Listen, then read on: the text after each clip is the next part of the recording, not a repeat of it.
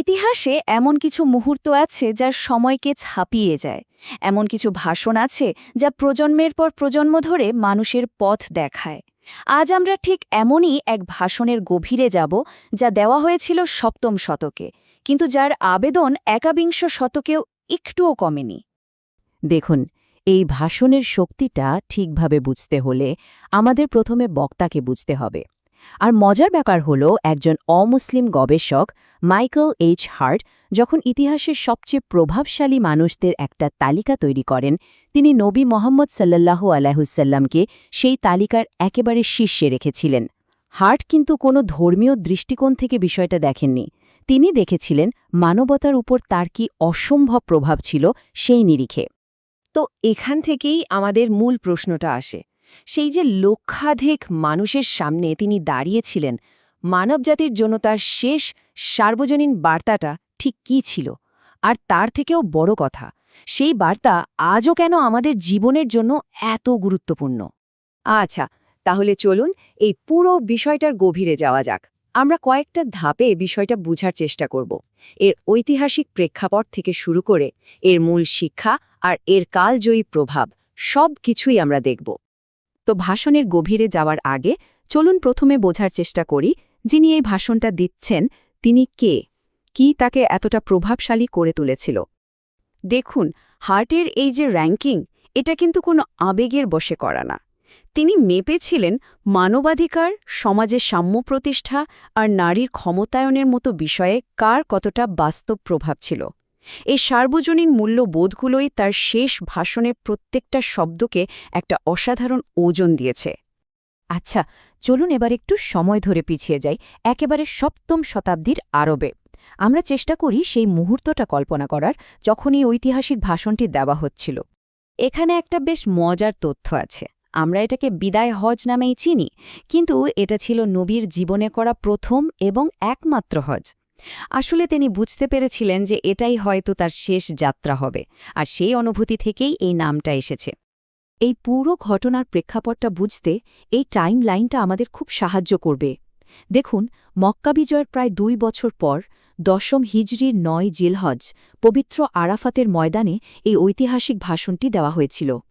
একবার শুধু কল্পনা করে দেখুন, 1 লক্ষেরও বেশি মানুষ, খোলা আকাশের নিচে, সবার দৃষ্টি একজনের দিকে।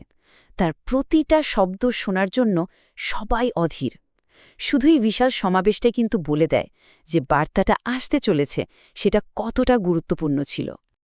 তো প্রেক্ষাপটটা তো আমরা বুঝলাম, এবার চলুন ভাষণের একেবারে ভেতরে প্রবেশ করা যাক। তিনি ঠিক কি বলেছিলেন, আর কেন সেই কথাগুলো আজও এত বেশি প্রাসঙ্গিক। এখানে একটা বিষয় পরিষ্কার করে নেওয়া ভালো, আমাদের এই আলোচনাটা কিন্তু একটা আধুনিক গবেষণার ওপর ভিত্তি করে তৈরি। আমাদের সোর্সের লেখক বলছেন অনেক পুরনো অনুবাদে ভাষণের আসল গভীরতাটা হয়তো ঠিকঠাকভাবে ফুটে ওঠেনি, তাই আমরা চেষ্টা করছি নতুন করে এর মূল বার্তাটা ধরতে। এই পুরো ভাষণটাকে যদি আমরা দেখি, তাহলে দেখব এটা আসলে কতগুলো অসাধারণ সার্বজনীন নীতির ওপর দাঁড়িয়ে আছে, আর এই নীতিগুলোই একে সময় সীমানা ছাড়িয়ে নিয়ে গেছে। তো প্রথম এবং সবচেয়ে মৌলিক নীতিটা কি? এটা এমন একটা বিষয় যা ছাড়া কোনো সভ্য সমাজ চিন্তাই করা যায় না। সেটা হলো জীবন আর সম্পদের নিরাপত্তা। আর তিনি যেভাবেই কথাটাকে বলেছেন সেটা এক কথায় অসাধারণ। তিনি জীবন আর সম্পদের পবিত্রতাকে তুলনা করেছেন হজের সেই পবিত্র দিন, মাস আর শহরের পবিত্রতার সাথে। মানে এর থেকে শক্তিশালী উপমার কি হতে পারে? এটা কিন্তু প্রত্যেকটা মানুষের মূল্যকে স্বীকৃতি দেওয়ার এক শক্তিশালী ঘোষণা ছিল। ভাষণের পরের অংশটা ছিল সমাজের ভেতরে জমে থাকা আবর্জনা পরিষ্কার করার মতো। এখানে সরাসরি সামাজিক এবং অর্থনৈতিক সংস্কারের কথা বলা হলো। আর এটা শুধু কোনো উপদেশ ছিল না, ছিল শত বছরের পুরনো অন্যায়ের বিরুদ্ধে এক সরাসরি ঘোষণা। একবার ভাবুন তো, এটা সেই সময়ের জন্য কতটা বৈপ্লবিক একটা ঘোষণা ছিল। একটা মাত্র ঘোষণায় বংশ পরম্পরায় চলতে থাকা রক্তক্ষয়ী সংঘাতের ইতি টানা হল।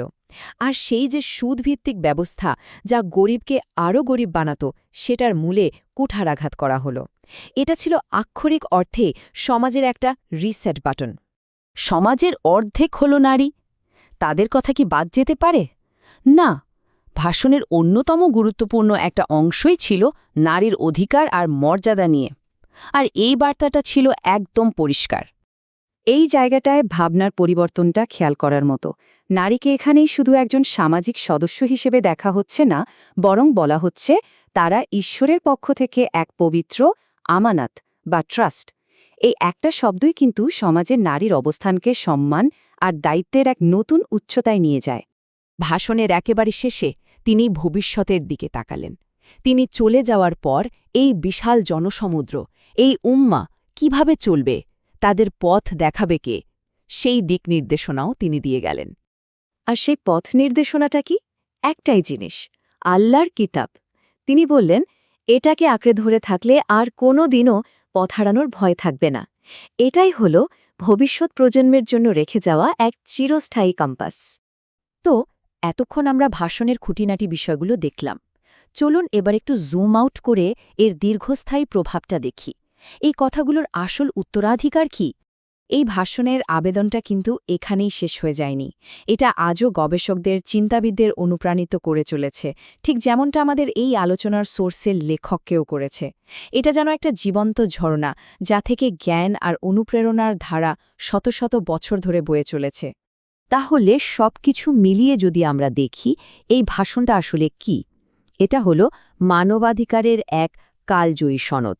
জীবনের নিরাপত্তা, অর্থনৈতিক ন্যায় বিচার, নারীর মর্যাদা, আইনের শাসন, এইগুলোই তো একটা সভ্য সমাজের ভিত্তি, তাই না? সপ্তম শতকেও যা সত্যি ছিল, একবিংশ শতকেও তাই। আমাদের এই আলোচনাটা আমরা শেষ করতে চাই একটা প্রশ্ন রেখে। একটু ভেবে দেখুন তো, কি করে ১৪০০ বছর আগে মরুভূমির বুকে দাঁড়িয়ে দেওয়া কয়েকটি কথা আজকের এই জটিল পৃথিবীর এত বড় বড় চ্যালেঞ্জ, যেমন ধরুন সামাজিক বিভেদ, অর্থনৈতিক শোষণ বা মানবাধিকার লঙ্ঘনের মতো সমস্যার সাথে এত সরাসরি কথা বলতে পারে? হয়তো এই প্রশ্নের উত্তর খোঁজার মধ্যেই এই ভাষণের আসল শক্তিটা লুকিয়ে আছে।